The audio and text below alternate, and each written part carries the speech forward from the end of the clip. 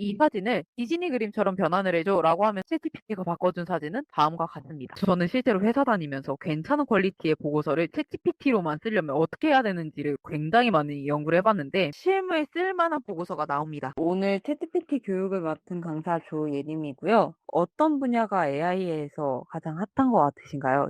기본적으로 뭐 제약회사라던가 예술 분야도 이슈가 되었었고요. 그 다음에 의료라던가 자료 수집 분야라던가 이제 광고부터 시작해서 진짜 수많은 기업에서 AI 모델을 만들기도 하고 활용을 하고 있습니다. 기업 강의에 가서 말씀드리는 부분은 AI가 해야 될 부분은 AI한테 넘기시고 명확하게 해야 되는 일을 구분해주면 일하기가 조금 더 수월해질 겁니다. 라고 이렇게 말씀을 드립니다. 최근에 뭐 기업용 GPT하고 일반 GPT 뭐가 차이 있어요? 라고 하는데 기업용 GPT는요. 프라이빗 GPT라고 설명을 해주시면 돼요. 기업에는 되게 중요한 기밀 자료들이 있을 거 아니에요. 일반 사용자들이 쓰는 GPT는 GPT한테 학습을 시켜가지고 자기네들 데이터베이스 센터에 데이터로 다 들고 갑니다. 반대로 기업용 GPT는 프라이빗 GPT이기 때문에 그 GPT 안에 넣은 모든 정보들은 GPT가 따로 들고 가진 않습니다. GPT를 본격적으로 사용하시게 될 텐데 저는 어플로 다운받아 달라고 요청을 먼저 드리고요. 그 다음에 노트북으로 이제 가능한 회사들은 웬만하면 노트북으로 들고 오라고 말씀을 드립니다. 이미지 첨부라던가 엑셀 첨부까지 가게 되면 핸드폰으로 하기에는 한계가 있기 때문에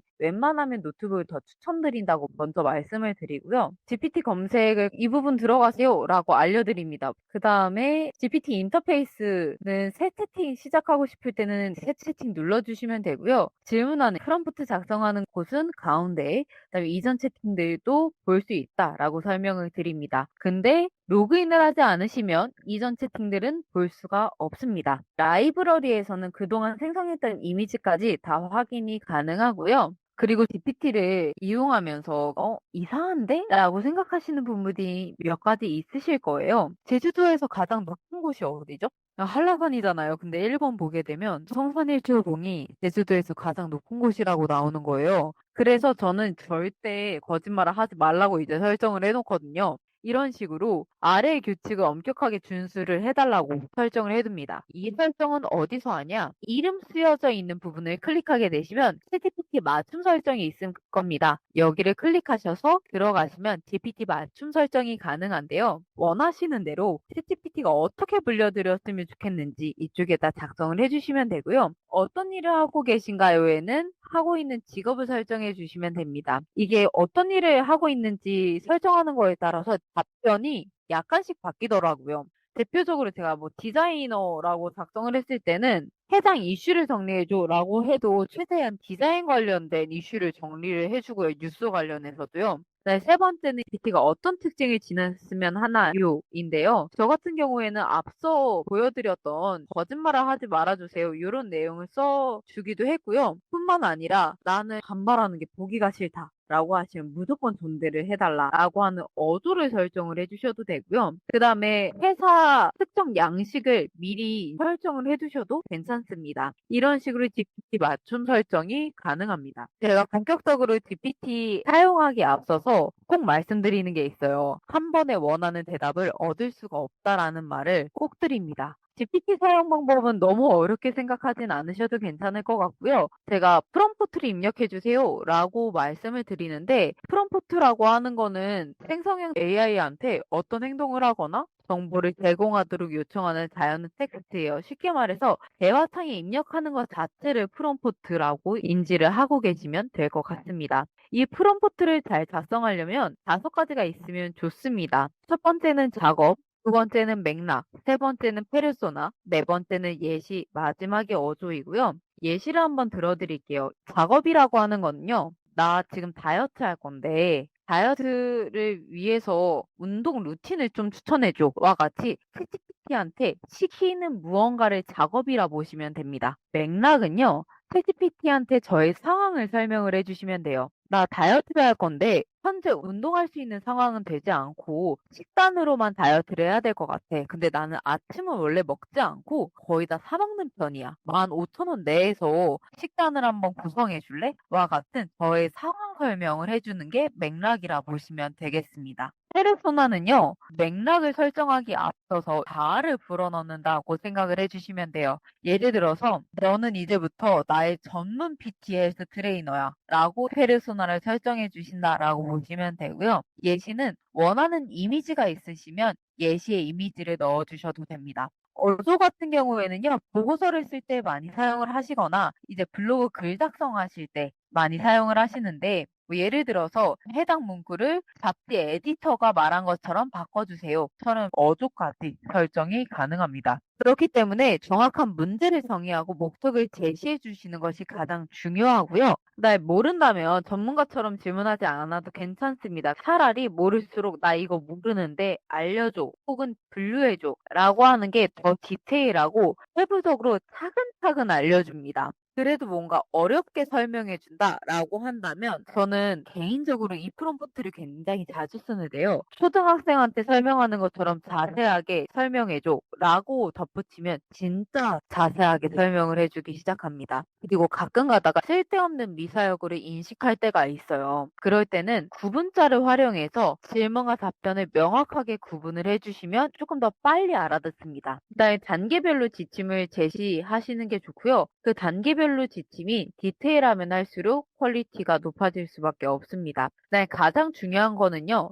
테스트와 평가를 반복하는데요. 이 평가를 하실 때도요. 어떤 부분이 좋았는지 디테일하게 알려줘야지 그런 내용들을 바탕으로 점점 더 본인한테 맞는 GPT로 발전을 하게 됩니다. 본인이 원하지 않는 응답을 하는 경우에는 차라리 그 응답 제외하고 말해달라고 요청을 해주시면 됩니다. 반대로 내가 어떤 질문을 해야 될지 모르겠어 라는 상황이 있으시다면 챗GPT한테 너가 질문을 역으로 해줘도 돼 라고 요청을 하실 수도 있고 한 번에 제대로 된 대답이 나올 확률이 굉장히 적습니다. 그렇기 때문에 부족한 대답에는 최대한 집요하고 디테일하게 질문을 해주시는 것이 좋습니다. 원하는 결과와 예시를 이제 설명이라던가 이미지 첨부를 해주시는 것이 좋습니다. 뭐 예를 들어서 가장 이슈가 됐던 게 이 사진을 디즈니 그림처럼 변환을 해줘 라고 하면서 디즈니 그림체를 먼저 보여준 다음에 내가 원하는 사진 그리고 챗GPT가 바꿔준 사진은 다음과 같습니다. 특정 작품이라던가 분위기를 변환하고 싶은 경우에는 참고 이미지를 붙여주시는 것이 가장 좋습니다. 예시 이미지를 붙여주면 GPT가 그 그림체의 특징을 파악을 해서 비슷하게 만들어주려고 노력은 하고 있고요. 원하는 스타일이 있다면 수채화, 만화, 웹툰, 유화 등등 디테일하게 요청을 해주시는 것이 포인트가 되겠습니다. 뿐만 아니라 저 같은 경우에는 회의록을 작성할 때도 정리되지 않은 회의록을 위에 이미지 양식에 맞춰서 작성을 해줘 라고 이야기를 하면 양식에 맞춰서 작성을 해주기 시작합니다. 회사에서 가장 많이 사용하는 GPT는 요약을 해줘 라던가 보고서 써줘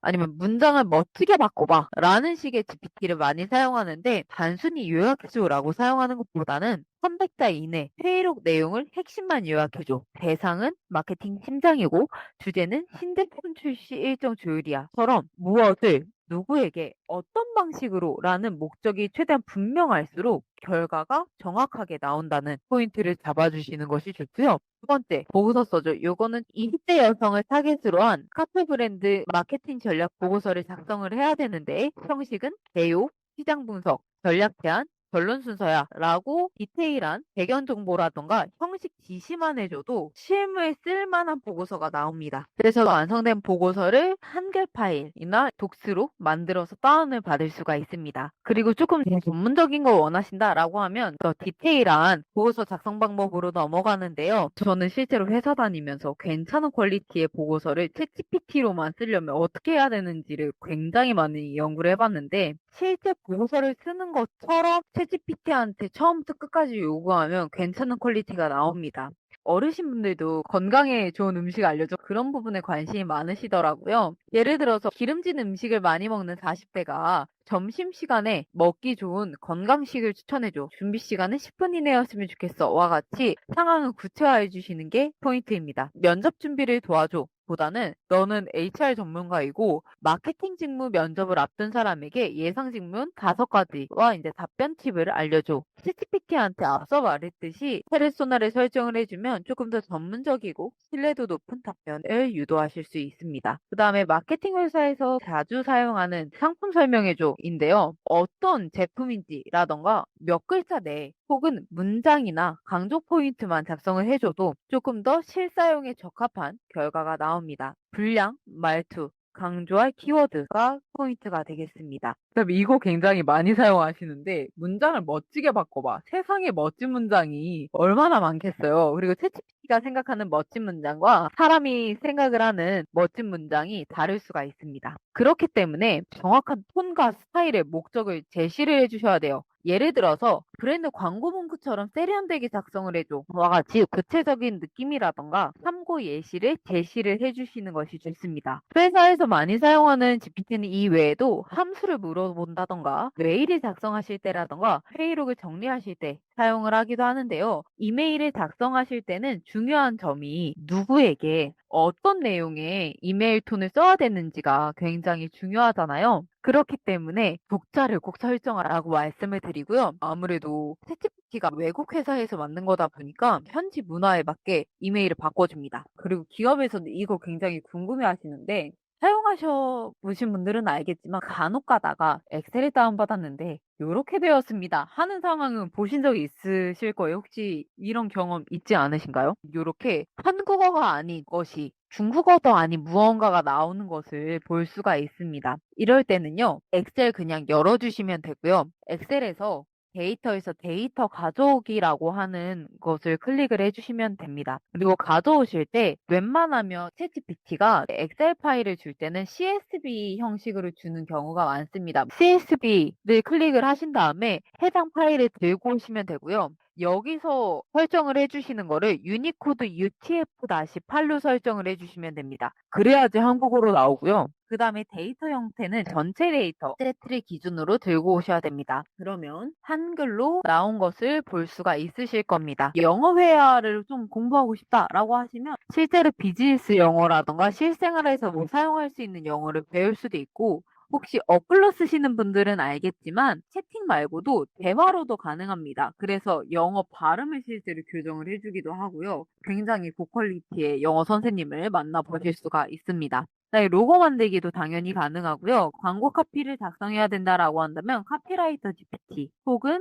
기업 분석 GPT들도 따로 있고요. 심화 과정을 만약에 더 듣게 되시면 디자이너들이 사용하는 GPT는 좀 다르기 때문에 디자이너들이 어떻게 AI를 사용하는지 보고서라던가 기획서 등 이제 심화 과정으로 들어갈 수 있는데요. 예를 들어서 일반 회사원들이 쓰는 보고서뿐만 아니라 관공서라던가 기업별 맞춤 GPT를 다 따로따로 알려드립니다. 자영업자를 위한 브랜딩도 이제 뭐 이런 식으로 디테일하게 심화 과정으로 들어갈 수 있습니다.